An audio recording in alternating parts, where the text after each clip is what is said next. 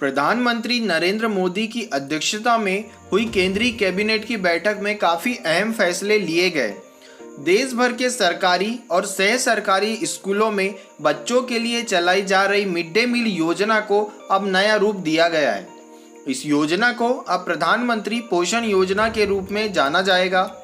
केंद्र सरकार अगले 5 साल में इस योजना पर 1.31 लाख करोड़ रुपए खर्च करेगी। इस वीडियो में आप सभी को प्रधानमंत्री पोषण योजना का संपूर्ण विश्लेषण व कुछ इम्पोर्टेंट परिवर्तनों के बारे में बताया जाएगा जो आप सभी के सामाजिक और बौद्धिक विकास के लिए अत्यंत महत्वपूर्ण है। सर्वप्रथम हम मिड डे मील के बारे में संक्षिप्त में कुछ महत्वपूर्ण तथ्य जानेंगे। इसमें सबसे पहले मैं आपको बता दूं कि मिड डे मील योजना शिक्षा मंत्रालय के अंतर्गत 1995 में लॉन्च की गई थी। यह प्राथमिक शिक्षा के सार्वभौमिकरण के लक्ष्य को प्राप्त करने के उद्देश्य हेतु दुनिया के सबसे बड़े स्कूली भोजन कार्यक्रमों में से एक है। इस योजना के तहत कक्षा 1 से 8 में पढ़ने वाले 6 से 14 वर्ष के प्रत्येक बच्चों को पका हुआ भोजन प्रदान करने का प्रावधान शामिल है। आप सभी इस योजना से भली भांति परिचित होंगे अगर आपने सरकारी स्कूलों में ऐसी व्यवस्था देखी हो।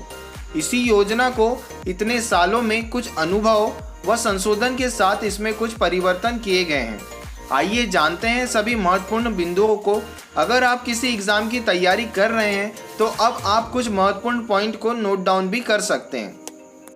इस योजना में संपूर्ण देश के लगभग 11 लाख से अधिक स्कूलों में कक्षा 1 से 8 तक नामांकित लगभग 11 करोड़ छात्रों को कवर किया जाएगा।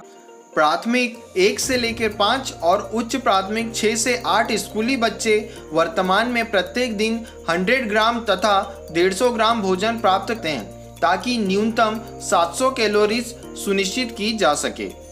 इस योजना के तहत सबसे महत्वपूर्ण परिवर्तन यह है कि सरकारी और सह सरकारी सहायता प्राप्त प्राथमिक विद्यालयों में चल रहे प्री प्राइमरी या बाल वाटिका, जिन्हें आप आंगनवाड़ी कहते हैं, में पढ़ने वाले बच्चों को भी अब इस योजना में शामिल किया गया है। इसके अलावा इसमें पोषाहार उद्यान की बात की गई है। इसके तहत स्कूलों के परिसर में उपलब्ध खाली पड़ी जमीन में पोषाहार उद्यानों को स्थापित किया जाएगा, जिससे स्कूल के बच्चे स्कूल के उद्यानों से पोषक तत्व आराम से ग्रहण कर सकेंगे। इसके अलावा इसमें पूरक पोषण की भी बात की गई है, जिसमें नई योजना में आकांक्षी जिलों और एनीमिया के उच्च प्रसार वाले बच्चों के लिए पूरक पोषण का भी प्रावधान किया गया है। वर्तमान में यदि कोई राज्य मेनू में दूध या अंडे जैसे किसी भी घटक को जोड़ने का निर्णय लेते हैं तो केंद्र सरकार अतिरिक्त लागत वहन नहीं करने संबंधी प्रतिबंधों को हटा लिया गया है। इसके अलावा सबसे महत्वपूर्ण जो इसमें संशोधन किया गया है तिथि भोजन का है, जो कि बहुत ज़्यादा इम्पोर्टेंट है। तिथि भोजन की अवधारणा को व्यापक रूप से प्रोत्साहित किया जाएगा। इसमें यह एक सामुदायिक भागीदारी कार्यक्रम है जिसमें लोग विशेष अवसरों जैसे जन्म दिवस या अन्य त्योहारों पर बच्चों को विशेष भोजन प्रदान करते हैं।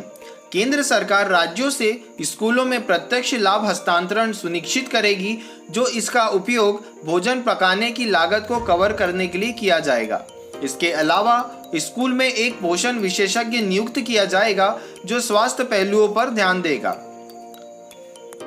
तो चलिए अब मैं आपको बता दूं कि सरकार द्वारा इस योजना के लिए कितना धन आवंटित किया गया है। तो इसमें मैं आपको बताना चाहूँगा कि इस लगभग 1.25 लाख करोड़ रुपए की कुल अनुमानित लागत में से केंद्र सरकार लगभग 54,061 करोड़ रुपए वहन करेगी, जिसमें राज्य 31,733 करोड़ रुपए का भुगतान करेगी। बाकी के 45,000 करोड़ रुपए खाद्यान्न के लिए सब्सिडी के रूप में केंद्र द्वारा जारी किए जाएंगे।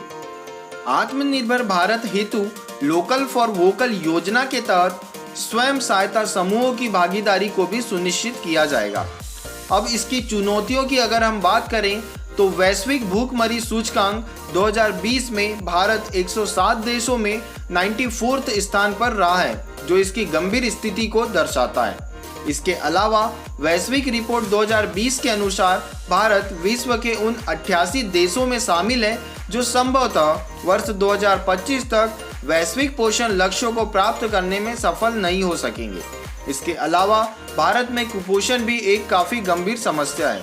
सो आई होप गाइज आप सभी को प्रधानमंत्री पोषण अभियान के सभी महत्वपूर्ण पहलू क्लियर हो चुके होंगे। If you like this video then share with your friends. Thank you.